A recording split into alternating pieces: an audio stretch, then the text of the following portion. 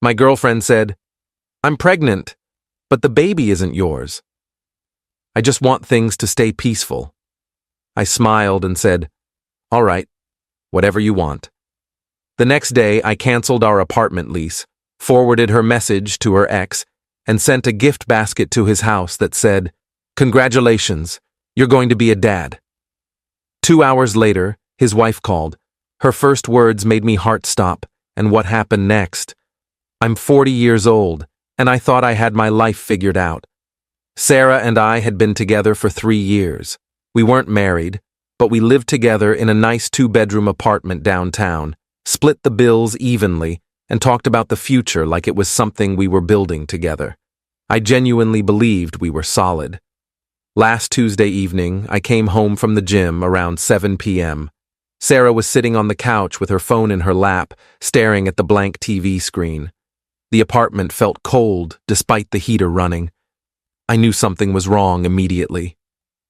"Hey," I said, dropping my gym bag by the door. "You okay?" She didn't look at me, just kept staring forward. "We need to talk," she finally said. Those 4 words, everyone knows what they mean. I sat down in the armchair across from her, my stomach already tightening. "I'm pregnant," she said flatly. For about 3 seconds, I felt this weird rush of emotions, shock, fear, maybe even a little excitement. Then she continued, "But the baby isn't yours." The room went silent. I could hear the refrigerator humming in the kitchen, a car alarm going off somewhere outside. My brain was trying to process what she'd just said, but it felt like my thoughts were moving through mud. "What?" I finally managed. She looked at me then, and I'll never forget her expression. Not guilty, not apologetic, just tired. "It's Marcus's," she said. "It happened 2 months ago. I didn't plan it.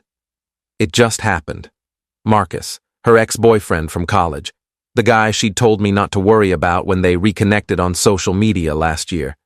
The guy she'd grabbed coffee with just as friends back in August." "You slept with Marcus," I said slowly, making sure I understood correctly. "Yes." "2 months ago?" "Yes." "And you're pregnant?" "Yes." I sat there for a minute, just looking at her. Part of me wanted to explode. Part of me wanted to cry. But mostly I just felt numb. "Does he know?" I asked. "No," she said quickly. "And I don't want to tell him. He's married now. It would destroy everything. I want to keep things peaceful. Between us. We can figure this out together." I actually laughed. It just came out. This bitter sound that surprised even me. "Peaceful," I repeated. "You want to keep things peaceful." "I know you're angry," she said. "But please, let's not make this harder than it has to be. We can work through this." I stared at her for a long moment. She genuinely thought I was going to what? Raise another man's baby? Pretend everything was fine? Stay with her after she'd been cheating on me? "All right," I said, standing up. "Whatever you want." She looked relieved. Actually relieved. I went to the bedroom, closed the door, and sat on the edge of the bed. My hands were shaking. I pulled out my phone and started making a list of everything I needed to do. I wasn't going to yell. I wasn't going to break things. I was just going to disappear from her life so completely she'd wonder if I'd ever existed. That night, I slept on the couch. Sarah tried to talk to me once, but I told her I needed space to process. She went to bed around 10 p.m. I stayed up until 2 a.m. researching apartment lease cancellation policies and scrolling through Marcus's Facebook page. Marcus Chen, 39 years old, married to a woman named Jennifer for 6 years. No kids. He worked in finance, posted pictures of fancy dinners and golf trips. His wife was a pediatric nurse who volunteered at animal shelters on weekends. She looked genuinely kind in her photos, always smiling. I felt sick thinking about what Sarah had done to both of us. Update: one Wednesday morning, I called our landlord at 8 a.m. sharp. Our lease had a clause that allowed for early termination with 60 days' notice and a penalty fee of 2 months' rent. I told him I'd pay it. He was surprised but didn't ask questions. I told him only my name would be coming off the lease. Sarah could figure out if she wanted to stay and cover the full rent alone or leave. Then I went to the bank and opened a new checking account. I transferred my half of our shared savings into it. We'd been saving for a vacation to Japan. $8,400 split down the middle. I took my $4,200. At 10 a.m., I texted Sarah's message to myself so I'd have a clean screenshot. Then I looked up Marcus's address. Public records are surprisingly easy to access when you know someone's full name and city. I ordered a gift basket online, one of those fancy ones with gourmet chocolates, sparkling cider, and a little teddy bear. I paid extra for same-day delivery. In the gift message section, I wrote, "Congratulations, you're going to be a dad. Sarah's expecting. We should talk. A concerned friend." I added Marcus's home address and confirmed the order. Then I forwarded Sarah's text message to Marcus's Facebook Messenger. I didn't add any commentary, just sent it and blocked her immediately on my phone. I spent the rest of Wednesday packing my essentials: clothes, laptop, important documents. I called my buddy Derek and asked if I could crash at his place for a few weeks. He said yes without hesitation. At 3 p.m., my phone rang. Unknown number. I answered. "Hello? Is this the person who sent the gift basket to 447 Riverside Drive?" A woman's voice, shaky, angry, scared. My heart stopped. "Who is this?" I asked, though I already knew. "This is Jennifer Chen, Marcus's wife, and you need to tell me right now what the hell is going on." I took a deep breath. "Mrs. Chen, I'm sorry you had to find out this way. My name is Jake. I've been dating Sarah Hollis for 3 years. Last night she told me she's pregnant with your husband's baby." Silence. Long, terrible silence. "You're lying," she finally whispered. "I wish I was," I said. "I can forward you the text message she sent me. I can give you her number. I can tell you that she said it happened 2 months ago, around August, and that she didn't want to tell Marcus because he's married and it would destroy everything." I heard her breathing, fast and shallow. "I need proof," she said. I sent her the screenshot. Then I sent her Sarah's phone number and our address. "I'm sorry," I said again. "I thought you deserved to know." She hung up. I sat there for a minute, staring at my phone. Then I got back to packing. Update 2. By Thursday morning, everything had exploded. Sarah called me 47 times starting at 11 p.m. Wednesday night. I didn't answer any of them. She left voicemails, crying, screaming, begging me to pick up. I deleted them without listening past the first few seconds. Derek's apartment was small but comfortable. He worked from home as a software contractor, so he was there when I showed up Wednesday night with 2 suitcases and a box of belongings. "You look like hell," he said, letting me in. "I feel worse than I look." He didn't pry, just showed me the guest room and offered me a beer. Good friend. Thursday afternoon, Sarah showed up at Derek's building. I have no idea how she found me. Maybe she called mutual friends. She buzzed the intercom. "Jake, please. We need to talk. You can't just do this." Derek looked at me. I shook my head. "He's not interested," Derek said into the intercom. "Leave or I'm calling the cops." She buzzed twice more, then left. Around 4 p.m., I got a Facebook message request from Jennifer Chen. I accepted it. I confronted Marcus, she wrote. He admitted everything. He said it was one time, a mistake, that he was drunk. I don't believe him. I don't believe anything anymore. I'm filing for divorce. I thought you should know. Also, thank you, I think. I don't know if I should thank you or hate you for telling me, but at least now I know. I wrote back, I'm sorry for both of us. If you need anything, testimony, evidence, whatever, let me know. He destroyed my relationship too. She didn't respond immediately, but I saw she read it. That evening, I got an email from Sarah's mother. Apparently, Sarah had called her crying, playing the victim, saying I'd abandoned her during her pregnancy. The email was exactly what you'd expect. How dare you leave my daughter when she needs you most? You're a coward. She made one mistake and you threw away 3 years like it meant nothing. I replied with the screenshot of Sarah's text. Just that. Nothing else. She didn't email back. Update 3 Friday. I took a personal day from work. I needed to find a new apartment and couldn't handle the office gossip. One of our mutual friends, Qley, had already texted me asking what happened. Word travels fast.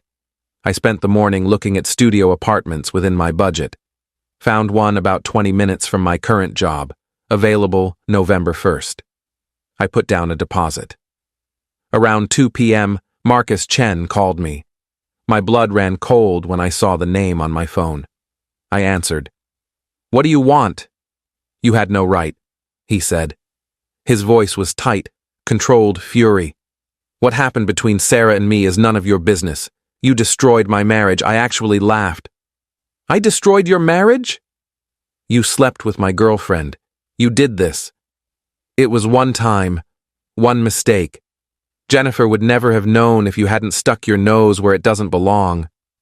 So your plan was to just let your kid grow up never knowing you exist? Let me raise your child thinking it's mine? Sarah said she wasn't going to tell anyone. Sarah's a liar, Marcus. Or did you forget that part? She was lying to me the whole time she was with you." He was quiet for a moment. Then, "Jennifer's taking everything. The house, the savings. She's out for blood." "Good," I said. "She deserves better than you." "You're a piece of shit." "Right back at you." He hung up. I sat there feeling weirdly calm. Maybe I should have felt guilty for blowing up his life, but I didn't. He made his choice when he slept with someone in a relationship. Jennifer deserved the truth. Saturday, Sarah texted from a different number. "Jake, please talk to me. I know I messed up. I know I hurt you. But what you did was cruel. Marcus's wife is destroying him. His family won't speak to him. He might lose his job because of the stress. You ruined multiple lives because you were angry at me." I stared at the message for a long time before typing back. "You ruined your own life when you cheated. You ruined Marcus's life when you slept with a married man.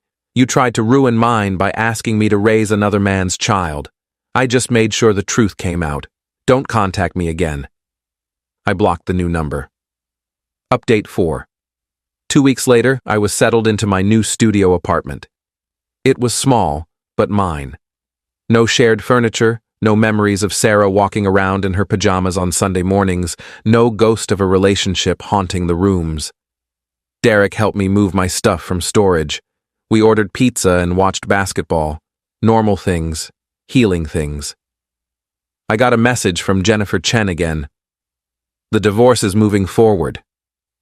Marcus is trying to fight it, but my lawyer says we have everything we need." I found out he'd been messaging Sarah for months before they hooked up. It wasn't just one mistake. "Thank you for giving me the push I needed to look deeper." I found hotel receipts, deleted texts he thought were gone. He'd been cheating longer than I knew. My stomach turned. So Sarah had been lying even more than I thought. I wrote back, "I'm glad you found out. You deserve better. I hope the divorce goes smoothly." "How are you doing?" she asked. "Better every day," I typed. Still angry sometimes, but mostly just tired of thinking about it. "Same. Do you think Sarah kept the baby? I hadn't even thought about that." "I don't know. I haven't talked to her since I left. Marcus said she's demanding child support. She's planning to keep it. Of course she was. That's between them now," I said. "I'm just glad I'm not involved." "Me too," Jennifer said. "Good luck with everything." "You too." A month after everything blew up, I ran into Qley at a coffee shop. She looked uncomfortable when she saw me. "Hey," she said carefully. "How are you?" "Fine. You?" "Good. Listen, I heard Sarah's version of things. I just want you to know I don't believe her. I sipped my coffee. What did she say? That you overreacted to one mistake, that you were emotionally abusive and controlling, that you sabotaged her life because you couldn't handle not being in control. I shook my head. Of course she did. I know you, Jake. I know that's bullshit. She cheated. She got pregnant. You left. That's not abuse. That's self-respect. Thanks, I said quietly. That actually means a lot. She's telling people Marcus forced himself on her now, changed her story completely. I went cold. What? Yeah. She's claiming she didn't cheat, that she was assaulted. But the texts she sent him afterward don't match that story. A few of us have seen them. She's just trying to save face. I felt sick. That's disgusting. I know. I stopped talking to her. A lot of people have. I finished my coffee in silence. Sarah had burned every bridge trying to avoid accountability. Final update. It's been 3 months now. Sarah had the baby, a boy. Marcus's family demanded a DNA test and it confirmed what everyone already knew. He's paying child support, but he's not involved in the kid's life. His divorce from Jennifer finalized last month. She moved to a different state to be closer to her sister. Sarah tried to reach out one more time through a mutual friend, asking if I'd be willing to talk. I said no. There's nothing left to say. I've started seeing someone new. Nothing serious yet, but it's nice to remember what it feels like when someone actually respects you. Her name's Amy. She teaches high school English. We met at a bookstore, both reaching for the same novel. Cliché, but true. My new apartment feels like home now. I painted the walls, got some plants, adopted a cat named Soup. Life is quiet, simple, mine. Sometimes I think about Sarah and Marcus and wonder if they ever talk, if they regret what they did. Then I remember it doesn't matter.